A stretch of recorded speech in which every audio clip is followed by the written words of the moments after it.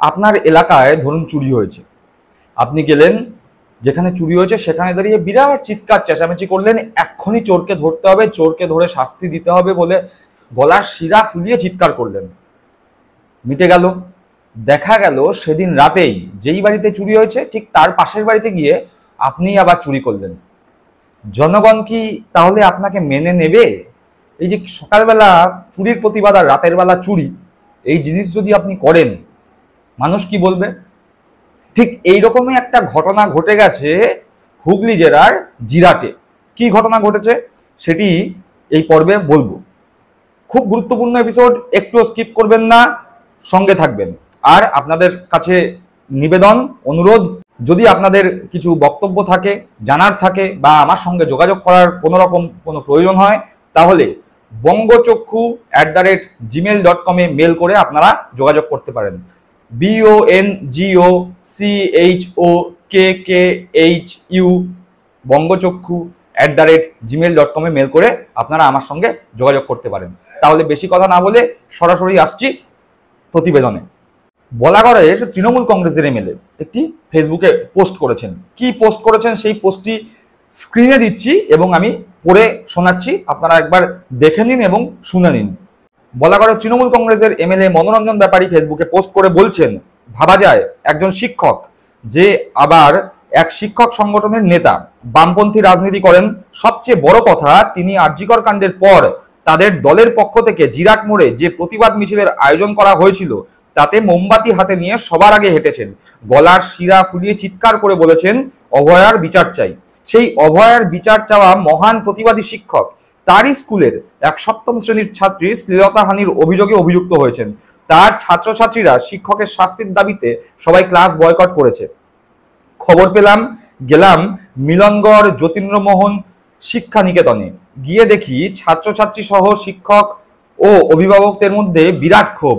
তখন খোঁজ খবর নিয়ে জানা গেল পুলিশ সেই শিক্ষক অপরাধীকে সকালেই গ্রেপ্তার করেছে এবং বিচারার্থে কোর্টে পাঠিয়েছে।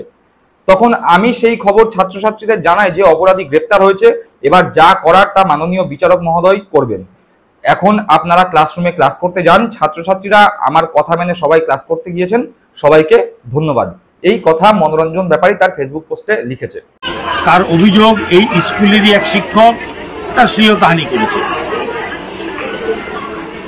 এইটা সরজমিনে তদন্ত করা, এই কারণে আমার এখানে আসা।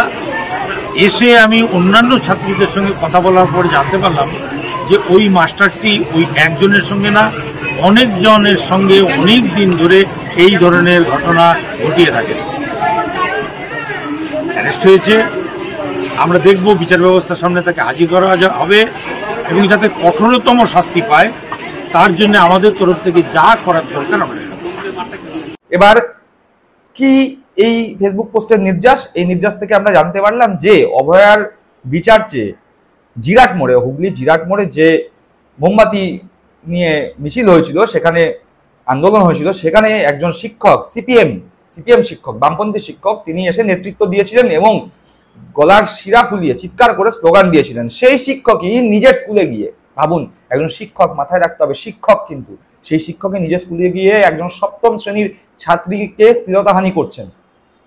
এবার এটা তো গেল মনোরঞ্জন ব্যাপারীর কথা, তৃণমূলের বিধায়ক, হতেই পারে তিনি তৃণমূলের হয়ে বায়াসড কথা বলছেন। খবর কি বলছে সেই খবর আমরা একবার পড়ে নিই। এই স্ক্রিনের উপরে সেই খবরের স্ক্রিনশট দিচ্ছি, আপনারাও দেখে নিন। দ্য ওয়াল নামে একটি অনলাইন নিউজ পোর্টাল আছে, বেশ বিখ্যাত নিউজ পোর্টাল। সেখানে খবর হচ্ছে, ক্লাস 7-এর ছাত্রীর শ্লীলতাহানির অভিযোগ, স্কুলের বাইরে অভিভাবকদের তুমুল বিক্ষোভ। খবরটি করা হয়েছে 27 September 2024, 4:21। The wall bureau, Hooghly. অসৎ উদ্দেশ্যে এক ছাত্রীর শরীর স্পর্শ করার অভিযোগ উঠল বলাগড় মিলনগড় যতীন্দ্রমোহন উচ্চ বিদ্যালয়ের এক শিক্ষকের বিরুদ্ধে।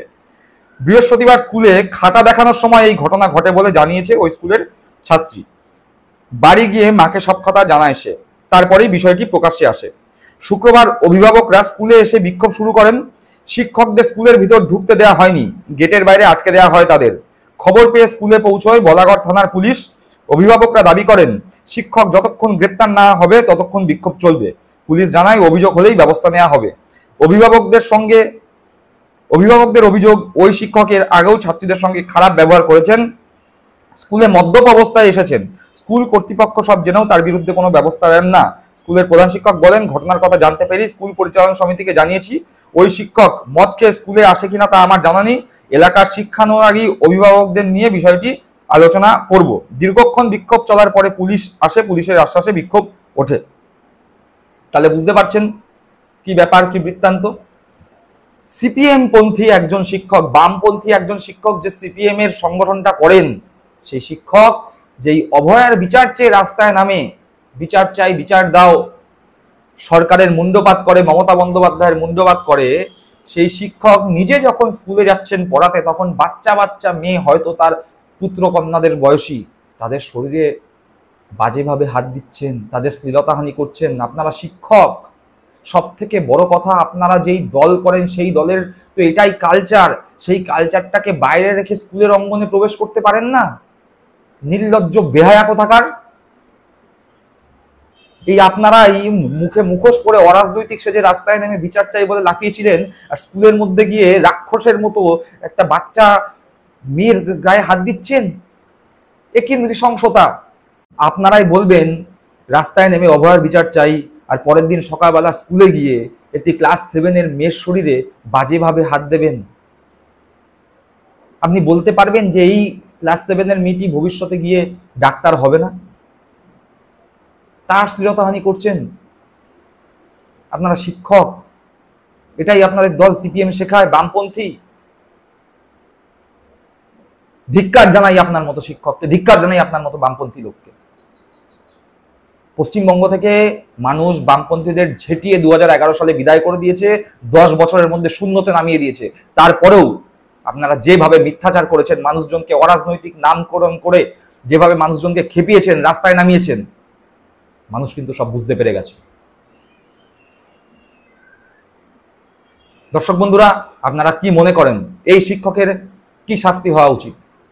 আপনারা কমেন্ট করে কিন্তু অবশ্যই জানাবেন। ভালো থাকবেন, সুস্থ থাকবেন। জয় হিন্দ, বন্দে মাতরম।